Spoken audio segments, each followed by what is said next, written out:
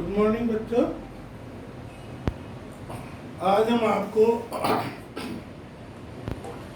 Micro economics व्यष्टि अर्थशास्त्र के अंदर प्रोफेसर मार्शल द्वारा प्रतिपादित उपयोगिता विश्लेषण सिद्धांत का एनालिसिस करेंगे, उसको समझाएंगे कि प्रोफेसर मार्शल ने कुल उपयोगिता और सीमांत उपयोगिता के माध्यम से किस प्रकार से उपयोगिता का विश्लेषण किया है। इस सिद्धांत के बारे में आपको बताएंगे। सबसे पहले तो हमें बताना चाहेंगे कि उपभोक्ता के व्यवहार किस प्रकार का होता है।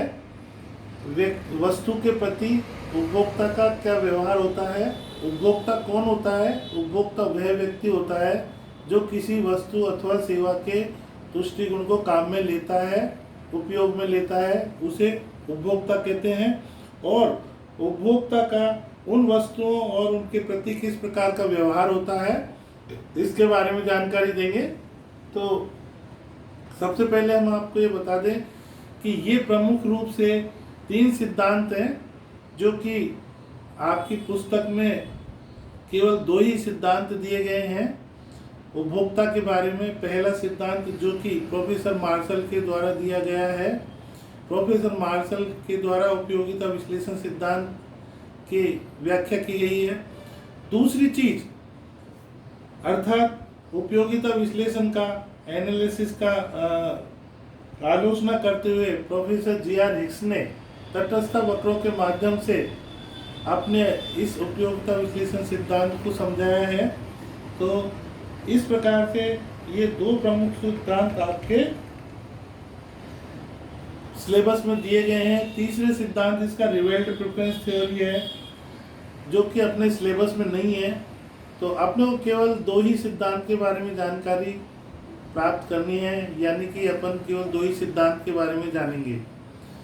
तो सर्वप्रथम सबसे पहले लेते हैं कि प्रोफेसर मार्शल के द्वारा उपयोगिता विश्लेषण का सिद्धांत दिया गया या किया गया, वो उसकी व्याख्या हम किस प्रकार करेंगे। तो हम ये देखेंगे कि किसी भी वस्तु का उपयोग करने के लिए उन्होंने एक उदाहरण लिया रोटी का। रोटी को हम काम में लेते हैं, एक रोटी की 1 इकाई काम में ली तो उससे मिलने वाली उपयोगिता हमें कितनी मिली। दूसरी इकाई हमने ली तो उससे मिलने वाली इकाई की उपयोगिता कितनी मिली। इस प्रकार उत्तरोत्तर हम जो है जो हम रोटी की संख्या बढ़ाते जाएंगे, यानी कि क्वांटिटी को बढ़ाते जाएंगे, तो उससे मिलने वाली उपयोगिता कम होती जाएगी, जबकि टोटल यूटिलिटी उसकी बढ़ती जाएगी, क्यूमुलेटिव यूटिलिटी उसकी बढ़ती जाएगी। इस प्रकार से हम देखेंगे कि कुल उपयोगिता और सीमांत उपयोगिता यहाँ पर एक विशेष महत्व रखती है। कुल उपयोगिता और सीमांत उपयोगिता के द्वारा बताया गया ये सिद्धांत मार्शल के द्वारा दिया गया है, जिसे हम डायग्राम के द्वारा आपको बताएंगे।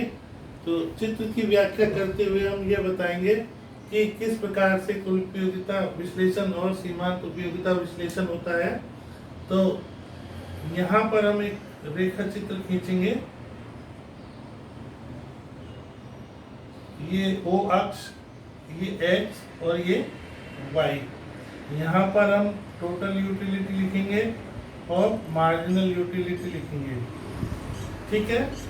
अब इसके बाद यहाँ पर क्वांटिटी, जैसा कि हमने रोटी की इकाइयों के बारे में बताया था, तो अब ये इस प्रकार से कुल उपयोगिता धीरे धीरे बढ़ती है और एक बिंदु के बाद, निश्चित बिंदु के बाद ये गिरने लग जाती है।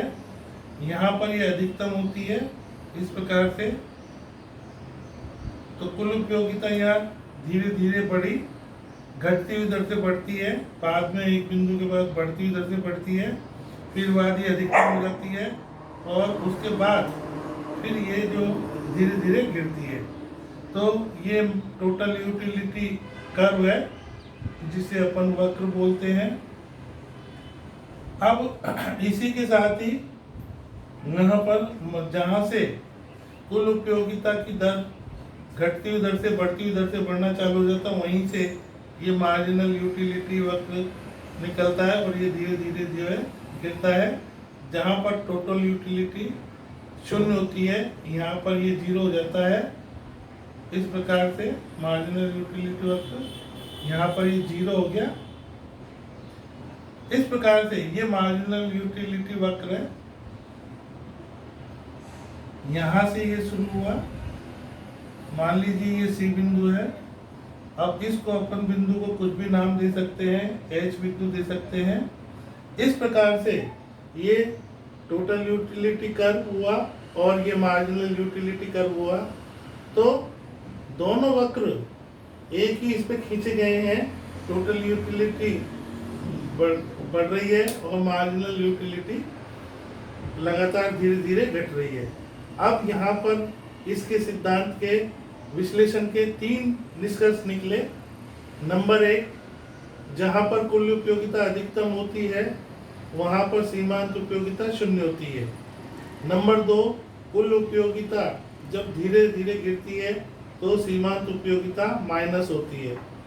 नंबर 3, कुल उपयोगिता धीरे धीरे बढ़ती है घटती दर से और बढ़ती दर से बढ़ती है, वहाँ से सीमांत उपयोगिता शुरू होती है। इस प्रकार से प्रोफेसर मार्शल ने कुल उपयोगिता और सीमांत उपयोगिता विश्लेषण के आधार पर ये बताने की प्रयास किया कि किस प्रकार से वस्तु के उपभोग करने पर, वस्तु को काम में लेने पर उसकी उपयोगिता कम होती जाती है और उसको किस प्रकार से हम उसका एनालिसिस कर सकते हैं, इसके बारे में ये उन्होंने चित्र के द्वारा बताया। सारणी के माध्यम से भी हम इसे बता सकते हैं, जो कि आपकी पुस्तक में आप देख सकते हैं। ये इस चित्र की व्याख्या है। तो इस चित्र की व्याख्या करने के लिए हमें सबसे पहले हम इस प्रकार से करेंगे कि सबसे पहले हमने ओ अक्ष रेखा खींची, फिर OI खींची, फिर इसके बाद टोटल यूटिलिटी कर्व बनाया, फिर उसके बाद हमने मार्जिनल यूटिलिटी कर्व बनाया, फिर उसका हमने मैक्सिमम अधिकतम जहाँ कुल उपयोगिता होती है, जहाँ पे सीमांत उपयोगिता शून्य होती है, इसका निर्धारण किया। इस प्रकार से ये जो कुल उपयोगिता और सीमांत उपयोगिता एनालिसिस है, ये विश्लेषण है, इसकी आलोचना प्रोफेसर GR हिक्स ने की थी। वो इस प्रकार की थी कि उन्होंने कहा था कि कुल उपयोगिता और सीमांत उपयोगिता की गणना हम नहीं कर सकते, यानी कि इसको हम गणना नहीं कर सकते। जैसे कि हमने रोटी की गणना की, इस प्रकार से हम इसको गणना नहीं कर सकते। इस प्रकार से ये गणनावाचक सिद्धांत को सिरे से नकार दिया, खारिज कर दिया और उन्होंने अपना इसके स्थान पर क्रमवाचक सिद्धांत, क्रमवाचक दृष्टिकोण की स्थापना की। तो उसके लिए उन्होंने तटस्थ वक्रों का प्रयोग किया, जिसका हम आगे चलकर वर्णन करेंगे। That's all.